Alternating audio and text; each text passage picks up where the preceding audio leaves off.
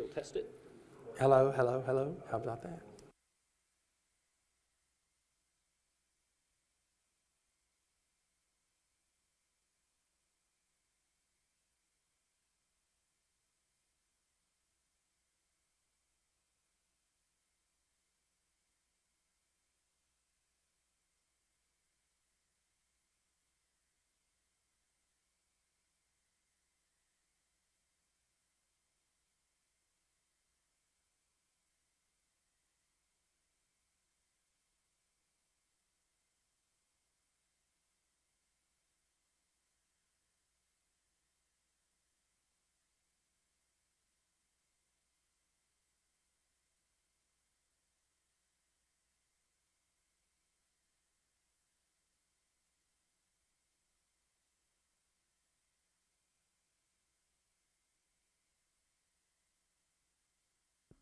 Test 1, 2. Okay. Is my voice that soft?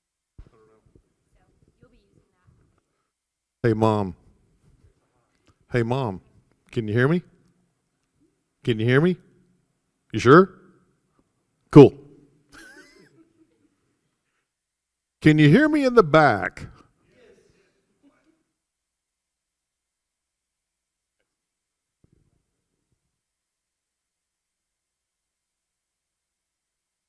this available. Mr. Craig is using. I'll hand this off to you. Check, check, check.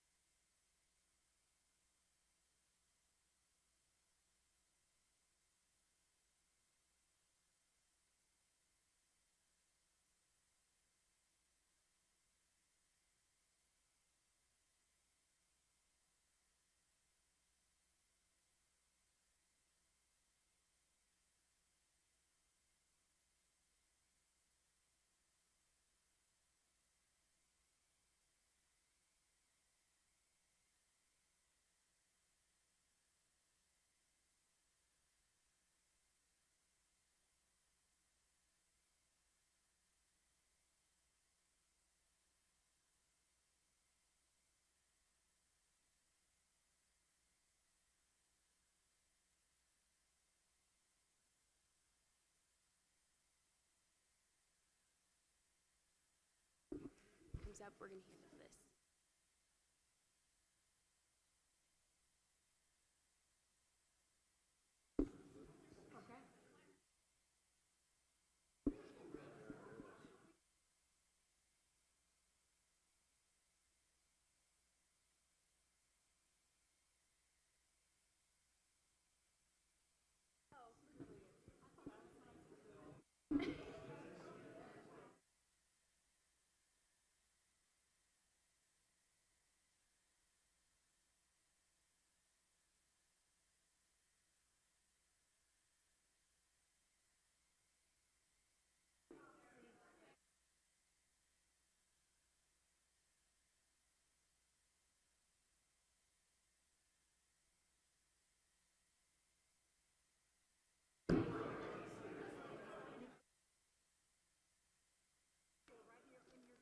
Only because you do it. ladies.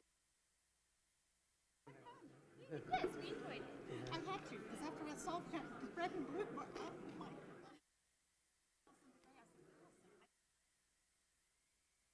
The worst thing is, I had started it, but I didn't have any information. It was like, why am I writing you know, this? I had 3 notebooks out that I was going to refer to. All the records. Like, I I'm did. gonna have any. No, I had to like.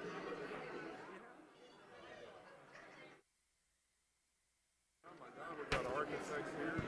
George will exist or not. It is not.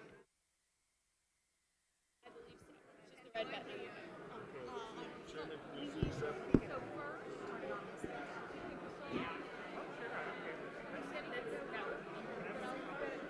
Yes, We'll everybody. give him the hand now. Okay, just don't do that. Don't turn and talk. You turn, you act like your neck's hurting and you can't bend it over. Yeah.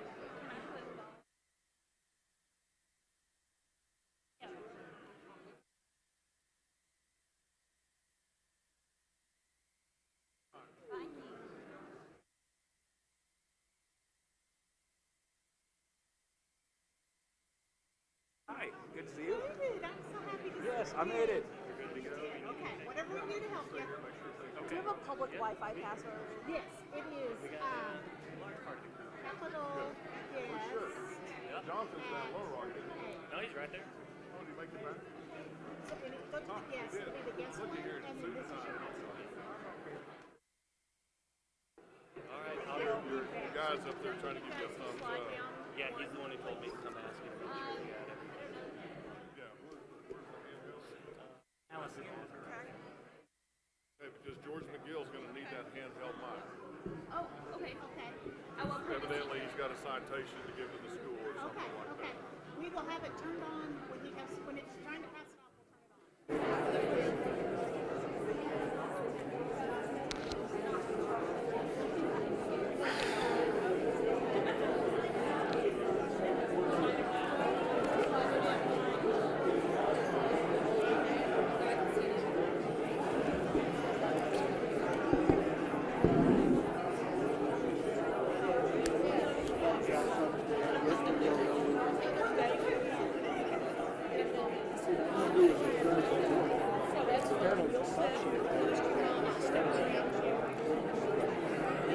I'm gonna do a brief welcome and just turn it to you at the very beginning. and then we'll do our I thing. get this out of the way. Okay. Yeah, That'd be great. You Got a presenting handheld it to mic me for or you. for him? It goes to the College of Osteopathic Medicine. And who would I give I'm it to? chairman of the board, I want the chairman of the board to get it. and I'm just gonna take it, and that way we'll be through it. You'll be through. This is what started it all. This is Mr. Is it all right if he just gives the proclamation to me? Yes, that's what I wanted. That's what Okay, I said. well, he needs wants- to give it to the chairman. I think, well, that's fine. Why? No, Who do I you want just, to give it to? well, your other option is you, but I think it's I'll go more, to the chairman. I agree. It's I fair. just, I know. And don't you forget it. Your mic is on. No, is it? It's so, tell me, Yeah, I hear you. go ahead. Ready? Are you sure it's me? This is George's mic to read the proclamation. Okay. You're going to have to hand it to him. Wow, okay.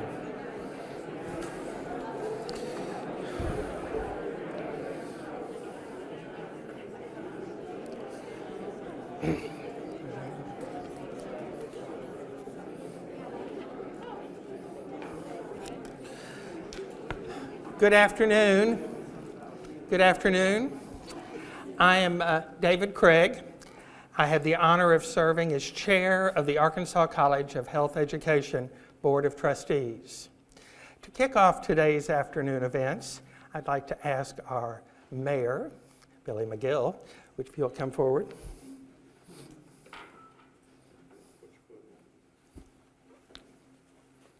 If you notice, he called me Billy McGill. Because my wife does. That's always an indication they've known me for a very, very, very long time. What a wonderful day this is. And first of all, on behalf of the city of Fort Smith, I wish I could really tell you what it means to this city. It's incredible. And it's the one thing I talk about very often, the impact this medical school and all this bold vision has meant to Fort Smith, Arkansas, and the entire River Valley. And we're very blessed to have you here. And my former colleagues in the Arkansas legislature, they're busy trying to wrap up, and they're going to try to get out and come back home within the next week to 10 days. But they've asked me to present this citation to the Arkansas College of Osteopathic Medicine. Whereas the Arkansas College of Osteopathic Medicine now celebrates 5 phenomenal years, and whereas the Arkansas College of Osteopathic Medicine's mission statement is to educate and train with compassionate osteopathic physicians skilled in the science of patient-centered osteopathic medical care, dedicated to the ethical and social principles of the osteopathic profession, committed to lifelong learning and focused on service to the underserved, says the Arkansas House of Representatives of the 92nd General Assembly of Arkansas. Takes great pride in recognizing this college for all of its wonderful work in celebrating this 5-year milestone, and wishes them continued success.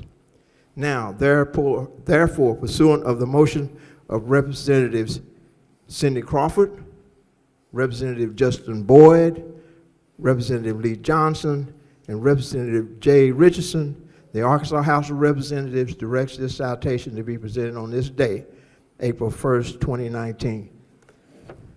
What a phenomenal thing you've done, and we love you for it.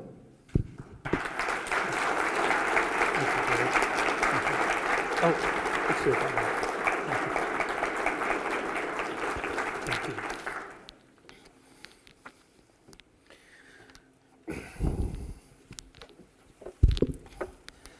So, thank you for attending today and celebrating our first 5 years of the Arkansas Colleges of Health Education. Milestones are benchmarks of the road we have traveled and the accomplishments we've achieved. Therefore, celebrating them is important, as these benchmarks are what propel us forward for more success. Today, it's my pleasure to share with you all that has been accomplished in 5 fast, wonderful years. So, on March 4th, 2014, the Arkansas Colleges of Health Education was formed with members of the Board of Trustees of the Fort Smith Healthcare Foundation. On April 1st, 2014, the board hired its first employee, Dr. Kyle D. Parker. Yes, we hired him on April Fool's Day. As you know, AIC, a great name for a healthcare institution, is the outcome of the sale of Sparks Regional Medical Center, a nearly bankrupt community-owned hospital, in 2009. What resulted has certainly had God's hand and blessing in what appeared to be an unlikely outcome. Only assets were sold. All the liabilities to the date of the sale remained a responsibility left with the trustees to deal with. The thought at that time was that it would take all the money to settle the outstanding debts of Sparks and only leave money that was sitting in the Deegan Foundation, the former Sparks Foundation, to be distributed in a charitable way. What happened next, over a period of 6 years of settling lawsuits, workers' compensation claims, defined benefit plans, and paying off bonds, at the end of the period, we were only the obligations left, but the foundation found itself with several $1 million. At a subsequent board meeting, after discussing what to do with the money, one of the trustees said, "Wouldn't it be great to do something that would move the needle in providing health care in the region?" That one comment spurred an idea that turned into what you're seeing today. So beginning in the Deegan Foundation offices, then moving to space given by Mercy, then to the upscale Fort Chaffee Barracks, if I recall correctly, had very little insulation, on Taylor Drive, Dr. Parker and the beginning team of Tom Webb, Dennis Bauer, and Rebecca Amos began the arduous task of hiring the right folks and obtaining accreditation for the proposed Arkansas College of Osteopathic Medicine, along with building this national award-winning facility. There they are. So from 4 employees to over 120 employees today. On March 3rd, 2015, a very warm and balmy, comfortable groundbreaking, I believe it was threatening snow, it was so bad, for this 102,000 square foot state-of-the-art home of the Arkansas College of Osteopathic Medicine. Over 300 guests stood in the freezing temperature to show support for this ambitious endeavor. Little did we know that we would be using those green shovels 4 more times in the next 3 years. 2016. On April 17th, pre-accreditation was received from the Commission of Osteopathic College Accreditation. This was the first endorsement from the governing body, Commission on Osteopathic College Accreditation, and thankfully we refer to that as COCA, so I don't have to say that again. On July 1st, provisional accreditation was received from COCA. This endorsement allowed ARCOM to begin actively recruiting for 150 students, which made up the inaugural class.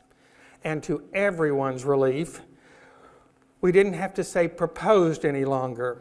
Full accreditation will be received upon the graduation of our first class. On August the 9th, groundbreaking of Mercy Clinic at Fort Chaffee occurred. The clinic serves as a place for our clinical faculty to practice and serve the community. It is also an additional location for clinical experiences for our students right here on our campus. August 20th, ARCOM ribbon cutting of this building. Cool. And the opportunity on August 21st to host over 4,400 individuals in the facility of our community at our community open house. We have certainly had the support of the community and the state, and the governor certainly likes us, as we are not in the state budget or in your taxpayer dollars. This is because AIC is a private institution. We are not a part of the well-respected state-supported public institutions here in Arkansas. We are educating our students and our future students with private dollars. On December 15th, I can't look at that picture without laughing at Dr. Stowers. I'm sorry. You're the one bundled up in a little hovel right there. Nanook of the North in that picture. The first of our student housing groundbreaking occurred on another balmy day. We picked the worst possible days for groundbreakings. The residents, the first of three phases of housing, were occupied by students the following July. 84 units with common study area, recreation areas, and all connected, hardwired to each classroom. The ability to live on campus was the desire of students, and we are proud that they continue to be 100% occupancy with a wait list. 2017. On June 12th, we had the Mercy Clinic blessing and ribbon cutting 11 months after the groundbreaking and 6 weeks before the first day of class. We don't want to do anything with a lot of space in between our times. On July 31st, the first day of orientation of the inaugural class, the first class of 150 students, 55% male, 45% female, 21% from the state of Arkansas, 60% from our mission states, which are surrounding states, and 23% were first-generation college students. That's remarkable. On 9/11, the Residence 2 groundbreaking occurred for 80 additional units, a basketball court, and the most important barbecue pavilion. And there's a barbecue club if you're interested. 2018. May 29th, the College of Health Science groundbreaking on the 66,000 square foot facility occurred, which will be home for physical therapy, occupational therapy, and physician assistance programs. The building will be completed in the fall of 2019, and we anticipate the new degree programs to begin in the fall of 2021. This is the second building of the planned quad. July 30th, ARCOM welcomed its second class and promptly becomes the #1 choice of DO schools in the nation, with over 5,000 applications for the third class, which will begin July 2019. And we did this all without an athletic program to get in the side door. You know, the sad part about that'd be funnier if it wasn't so sad. I mean, really, when you think about it. At any rate, on August 28th of 2018, we celebrated the groundbreaking of Heritage. This is located on 115 acres. 2 buildings will be the cornerstone of Heritage. Each building will be comprised of over 42,000 square feet with a combined 84,000 feet resident and retail space. This will complete the third phase of campus housing and add an additional 64 units. Heritage is patterned after Seaside, Florida, and there are pictures right outside where we are right now, out in the audience. October the 16th, the AIC Advancement Advisory Council was established by the Board of Trustees to assist in the advancement efforts and to further connect the community to the institution. Wow, this is just the beginning of fulfilling the AIC mission and the dream of changing healthcare as we know it. I would like to recognize the team that has gotten us this far and will lead us into the future. So, if you're a member of the Board of Trustees, would you stand and be recognized besides me?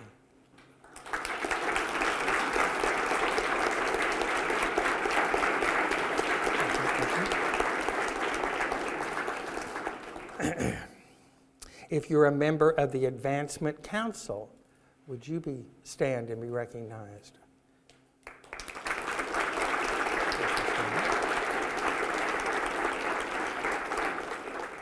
If you're a member of the faculty, staff, or administration hired in 2014, would you stand? And stay standing. You all stay standing, stay standing, stay standing. 2015.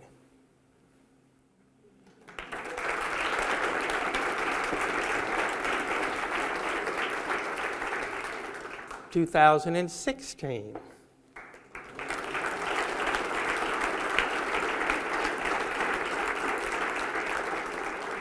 17.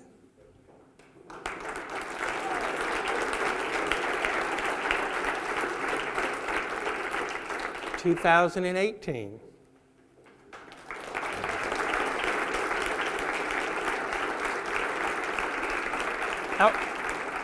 Go ahead, 2019.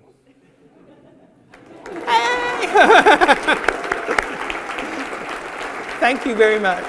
You may be seated.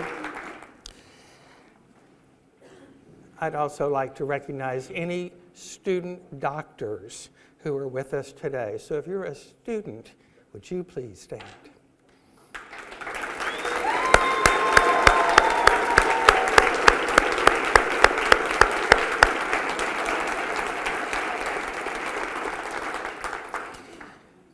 So after all these milestones, I would like to turn over the program to Dr. Parker, our first, not really April Fool's employee, to provide vision for 2019 and beyond.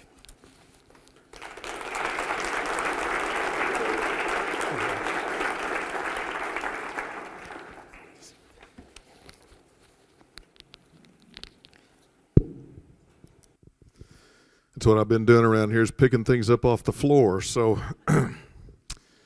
anyway, what a great day. I think the joke was on the Board of Trustees when they actually hired me on April Fool's Day of doing that. But it has been an absolute honor for me to be a part of this incredible endeavor. It is not a job, it's a mission. And that's the mission we're on, and that's what we're going to succeed at doing.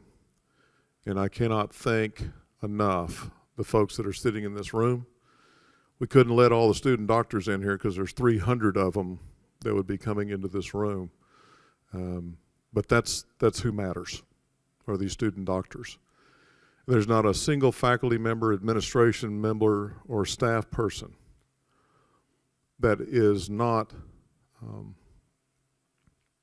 concerned about, care about, and educating to the most more than these student doctors. They are everything to this institution, as will be the physical therapist, as will be the occupational therapist, and as will be the physician assistants, and as will be some of what I'm going to talk to you about in just a minute. But first of all, I'd like to recognize the incredible community involvement that we have experienced here in this region. We have actors. Actors play sick, and we hire them. Most of them don't even take money for it. We have them come in here and play sick. And so they go into the standardized patient area and they complain of a number of problems. And I don't know what Tom Webb and Tim Risley are laughing about back there, but I want to know what it is later. I'm gonna sign you up, Tim, for the proctology exam. And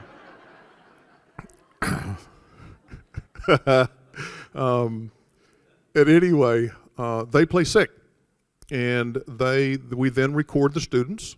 We look for empathy, we look for bedside manner, we see how they conduct themselves in their examinations, and then we debrief them later after all this is recorded to teach them how to be student doctors. I can't thank the actors enough. I can't thank the community volunteers that come here each and every week beginning in August through the middle of March, and they conduct the interviews right alongside with our faculty. What's so important to us is what's in these students' hearts.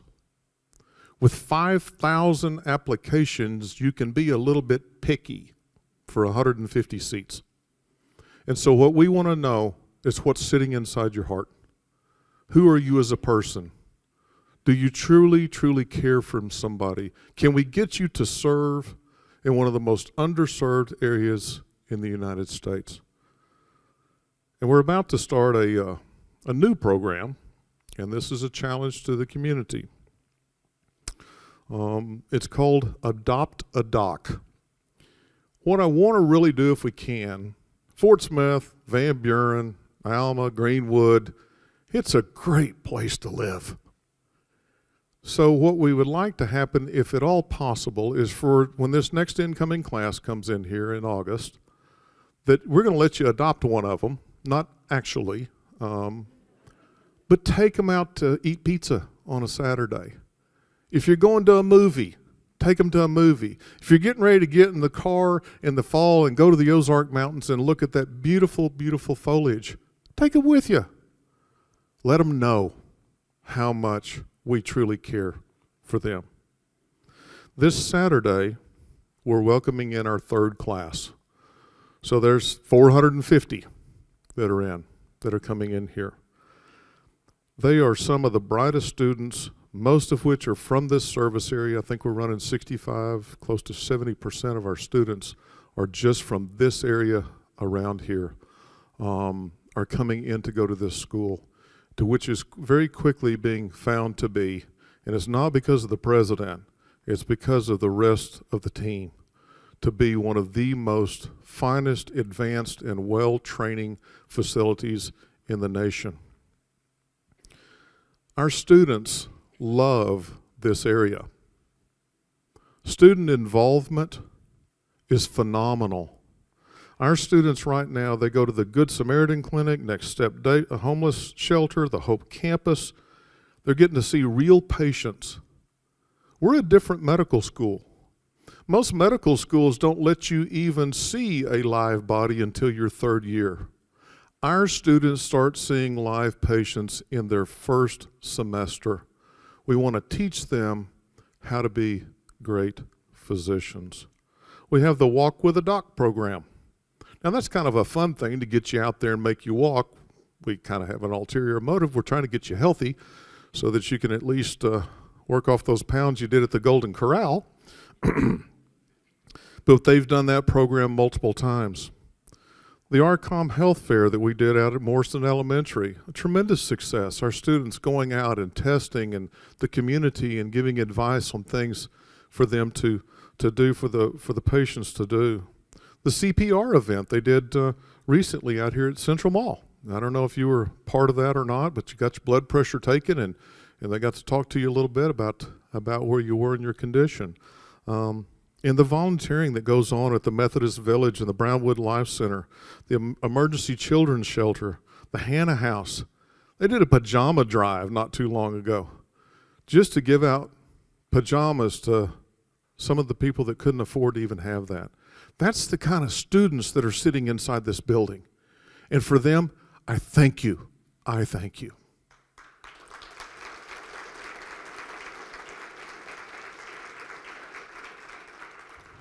Recently, right across the street, you've probably noticed a couple of big buildings. If you hadn't been out here lately, you can't miss them if you look across the street. It's Heritage that's being built. The village at Heritage is being built, and they said 84,000 square feet. It's 86,000 square feet. But that's actually scheduled to be finished around July the 1st, and that will be completed. And our students, the upper two floors are for student housing. The bottom is open to the public. In the very center of that is going to be a music pavilion. I kind of like music, and so we're going to set up a deal to where they can bring in some good acts and to serve the community with that. We've gone into partnership with Rick Mooney Builders. If you don't know Rick Mooney, you need to know this guy. He's one of the finest Christian men you can ever meet in your life.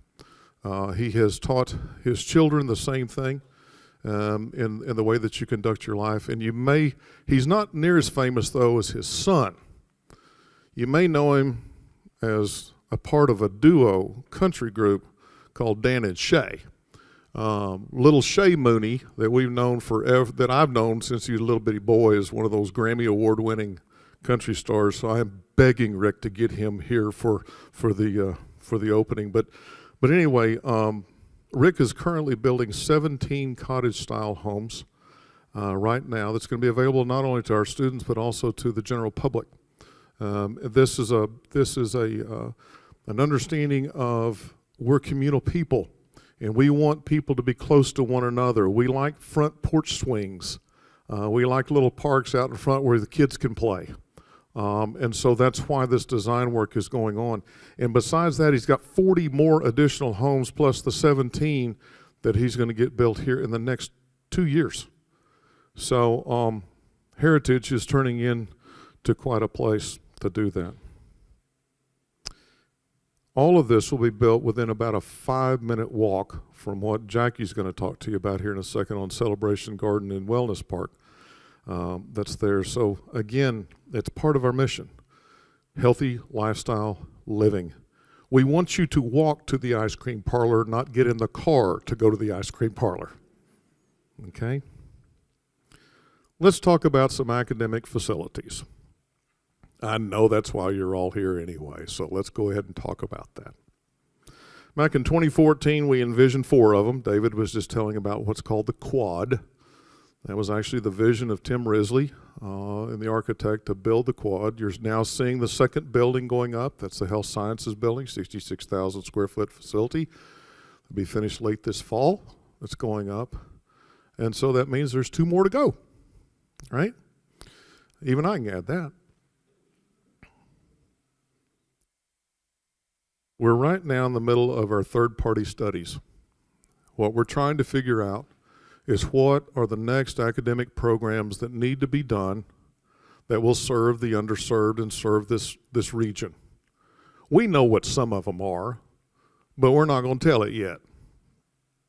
We also don't know what some of it is, so we're going to wait on those studies to come back. And then we'll create a feasibility to see if it's the right thing to do. And then the Board of Trustees will make a directive to the president, me, and say, go out and do this and get this built. What we do know that's out there today is that all of the doctoral programs are requiring more and more research. What's amazing is that after the Genome Project, the amount of doubling of medical knowledge has literally exploded. It used to be about every 6 months. It's now about every 8 months. So when you think about these student doctors that are in this room, medical knowledge will double on them at least 3 times before they even leave this institution. Our online medical library is now in excess of over 400,000 different books and resources for these students to study. What we also know is the federal government is giving out less and less NIH grants. But I can tell you, because of the incredible faculty that we have in this facility, we've already received an NIH grant from the federal government. Guys, that doesn't happen to start up schools. It happens because of this incredible faculty that we enjoy. And they are here and paid 100% of their money to teach these students. They're doing research on their own time, trying to make a better life for each and every one of us. The other major concern that we know about, it's popping up all over the country right now, is on the subject of wellness. You hear that all the time, wellness studies.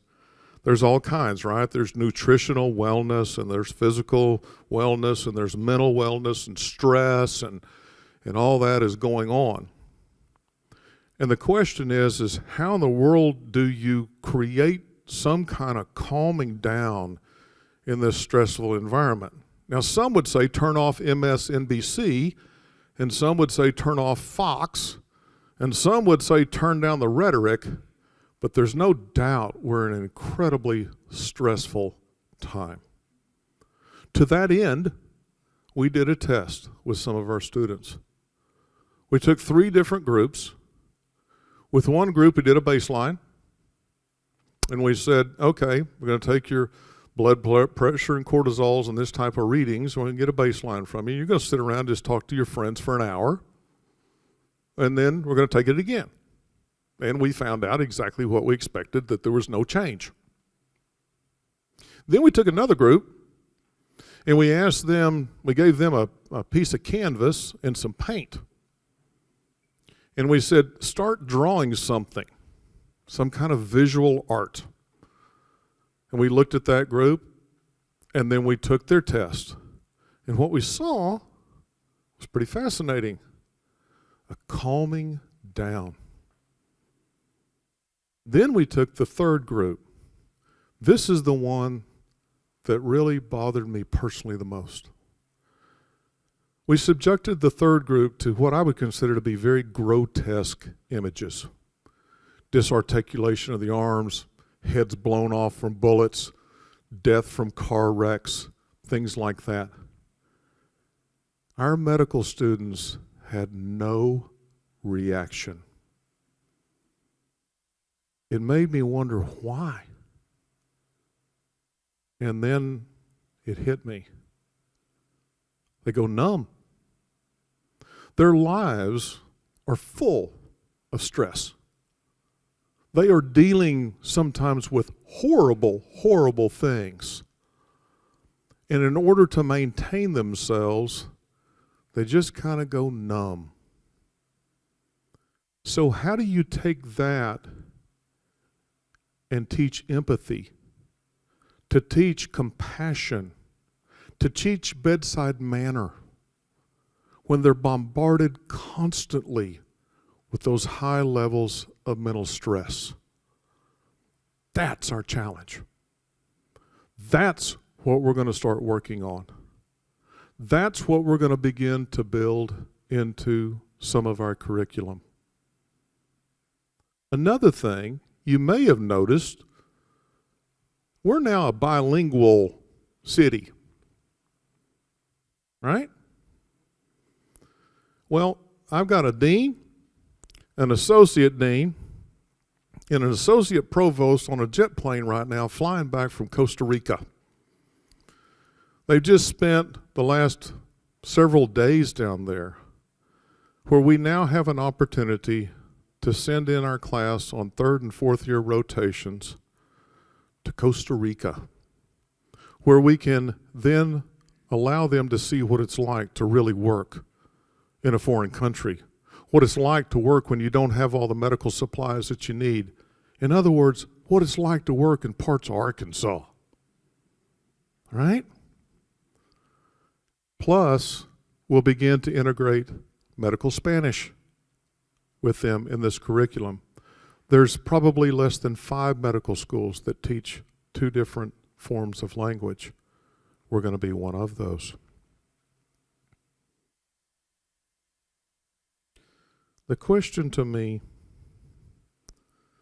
about our students, what has led us to something I'm about to show you, is how do we keep them well? How do we keep you well? Physically and mentally. It's a big deal. So, might as well see what we're about to see, huh? So, Susan, if you would, oh my gosh, building number 3. It ain't bad. Inside that facility will be a lot of research space. Inside that facility will be what we're currently calling the art of wellness.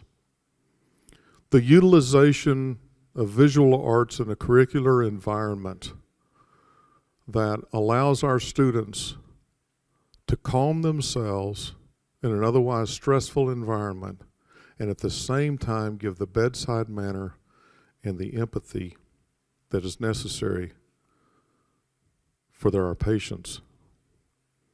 In addition to those new academic programs, if you take a look, kind of look through the windows and stuff, you can see a little hint of what's going on in there.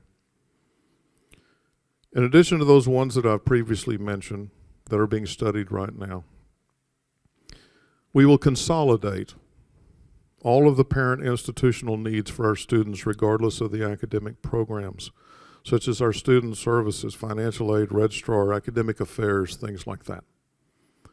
That will allow us more room inside this facility as well as inside the health sciences facility. Okay, Kyle, when are you going to do it? I mean, I saw what you did for us yesterday, but what are we going to do today? And understand, Kyle didn't do it. A team of people that follow this mission is who did it. Isn't that right, Zach? Here's Dr. McWhorter. I believe that facility will be somewhere in the 130 to 40,000 square foot range. It's actually a 4-story facility, but it looks like 3 from here because it sits right up on top of Veterans Boulevard. It is magnificent. It is one that has been designed again by Tim Risley. Let's just say that in 2021, when we graduate this first class, we have access to about $38 million that's releasing out of escrows for our benefit. Folks, there's no doubt what we've done in 4 years. To give you an idea, when the Chaffee Redevelopment Authority granted us 200 acres, and what was an incredible gift, they had a requirement for us on the side of the road, the 115 of the acres in Barling, Arkansas. They said, after you graduate your first class, you must within 4 years build a building in Barling. And then 4 years after that, you have to build a second building in Barling. And then 4 years after that, you have to build another one. So 12 years from, so that put us at 12 years from 2021. So somewhere around 2033, we were supposed to have 3 buildings in Barling, Arkansas. Well, guess what? That's already been completed, and we're still in 2019. Some of the academic people tell me that we move a little too quick. Well, for me, we don't move quick enough. We have a mission.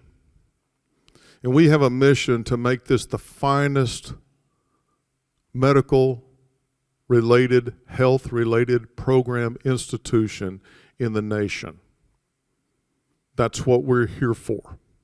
That's why you're here today, is to look and see what's coming up and what's next. Now, I know some of these programs, but I've been told by the chairman I got to be quiet. He says, hush, right. For that, I can't tell you. But what I can tell you, it's kind of like the song with Bachman Turner Overdrive. You ain't seen nothing yet. Thank you.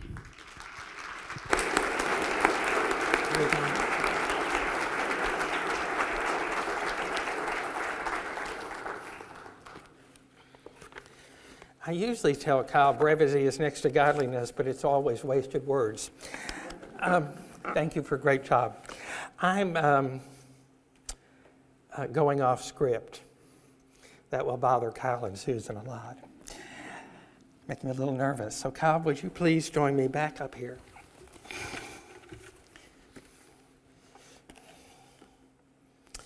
We want us, on behalf of the Board of Trustees, we want to recognize and celebrate an amazing leader. What you and your team have accomplished in a short amount of time and meeting the requirements of COCA accreditation and now the Higher Learning Commission is staggering. So in preparation for the near future, I have a gift for you that will prepare you in a special way to sign those diplomas. That says Newton's. So. And it didn't that an 8 pen wouldn't do, but we want the finest pen writing instrument for the finest medical school in the country. Thank you. Thank you. You can open it if you want. Maggie. Good afternoon, everyone. I'm Jackie Crutch, the Executive Director of Development, and I have to have my readers. The invitation for today's Milestone celebration asks that you join us in our celebration of our institution's accomplishments, insight into the vision for the future, and a special announcement. Last year, this institution announced plans to build the Celebration Garden and Wellness Park. The garden will be a special place that will honor the incredible, selfless gift of our anatomical donors. And the Wellness Park will advance the mission of our institution by providing healthy living environments to improve the lives of others. The Celebration Garden and Wellness Park will be open to the public, with its lake walking trails connected to other multi-use trails planned for our 228-acre campus, and those tying on into the master trail system for the city of Fort Smith. The Celebration Garden and Wellness Park will have quiet, restful areas for students, faculty, staff, and the public to relax and reflect as they enjoy flower gardens and sculpture. There will be playground equipment for active children and challenging exercise equipment for adults.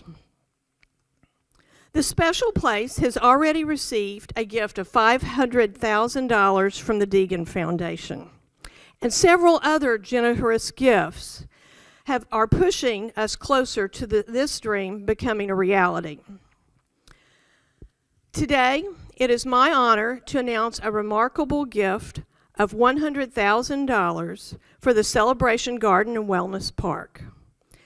This gift for the garden and park has been given by someone, a donor, who has a burning passion for the difference this institution can make in healthcare education, and whose commitment to our mission is unwavering. The donor, blessed with the good fortune and a phenomenal family, has chosen to honor two special ladies with this gift to the college. These ladies have a profound impact on the donor's life, and today we are here to recognize and applaud them for their guidance, compassion, understanding, support, and love. The donor has asked me to share their story with you. Both grew up in a small town in Arkansas. The first lady was part of a farming family in Overcup, Arkansas, just a few miles north of Morrilton. There was one brother and 6 sisters, and they worked the farm, picking cotton, milking cows, drawing water, and sewing their own clothes, all while living in a small house. The children worked when the sun came up, walked to and from school, worked the farm until the sun went down, and then studied under a kerosene lamp. All this is to say that the First Lady learned about hard work, drive, and determination to make things better for her family. When attending a church social in Overcup, the lady met a city boy from Conway. He had moved as a youngster from Los Angeles. When he met the lady, he called her Angel Eyes, and continued doing so for their 73 years of marriage. He entered World War II as an Air Force pilot. After the war, they had 2 sons. Growing up during the Great Depression, both knew only hard work and had to pull themselves up by their bootstraps every day. The lady worked and raised the 2 boys while the husband pursued his education, eventually becoming one of the most respected and feared trial attorneys in the state of Arkansas. The lady was also very involved in the community and at First United Methodist Church. She was president of the Broadway Theater League and a singer in the Fair Ladies.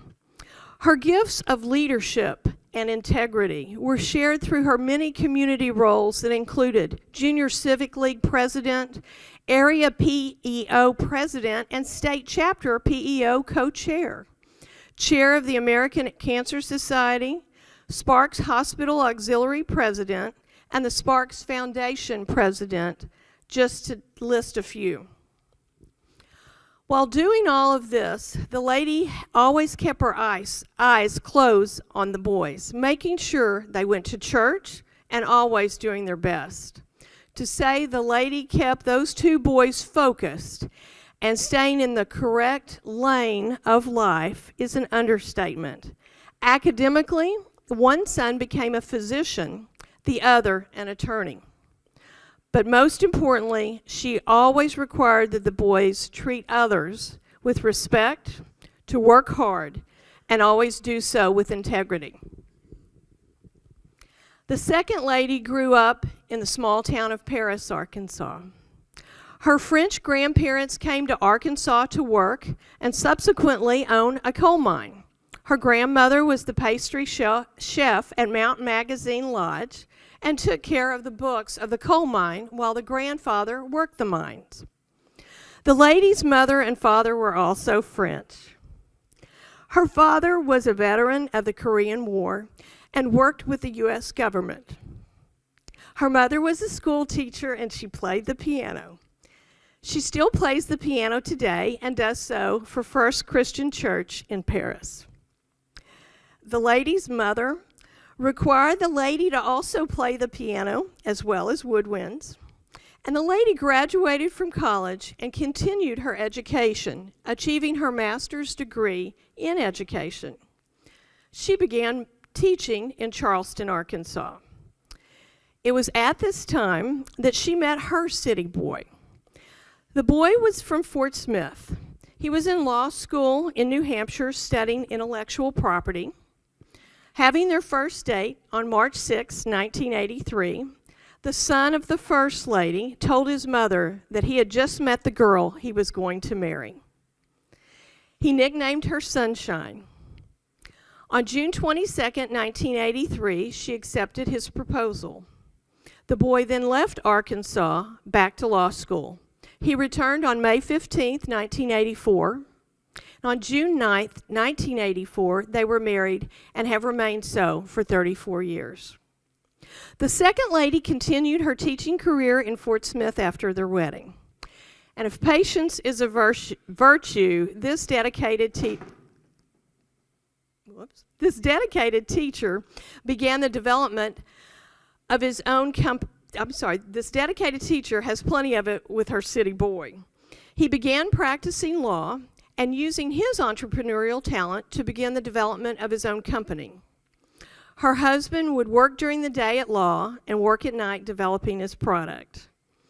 Matter of fact, it took them 7 years to get together long enough to have their first son and another 7 years to have their second, while amassing over 7 million miles.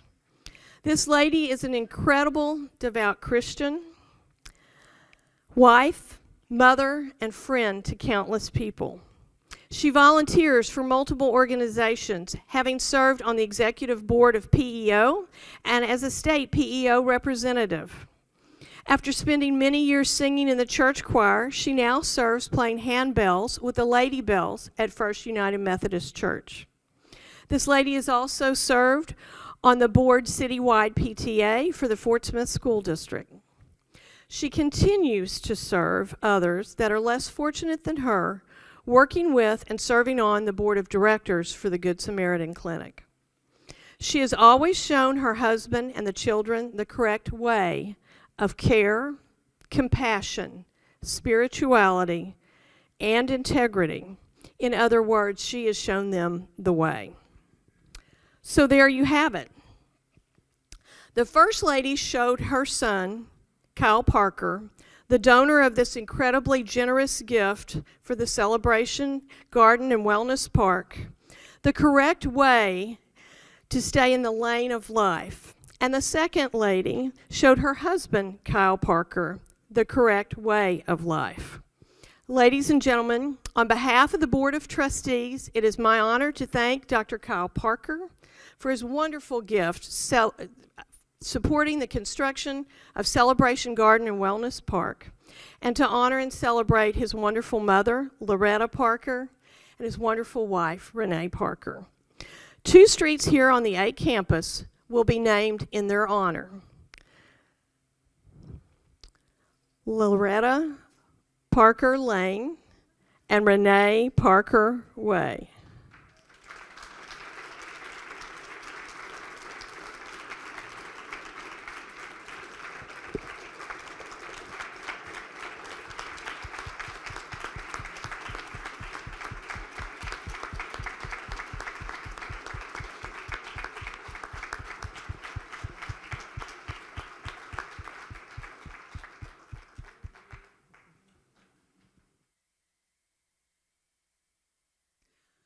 Again, thank you to Dr. Parker and to the Parker family for their support of this institution and for our projects that we have in the future.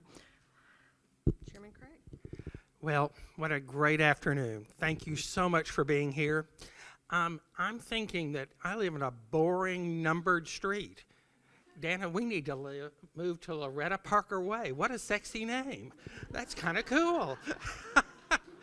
please join us in the atrium for an opportunity to visit and for refreshments. Thank you again for being here.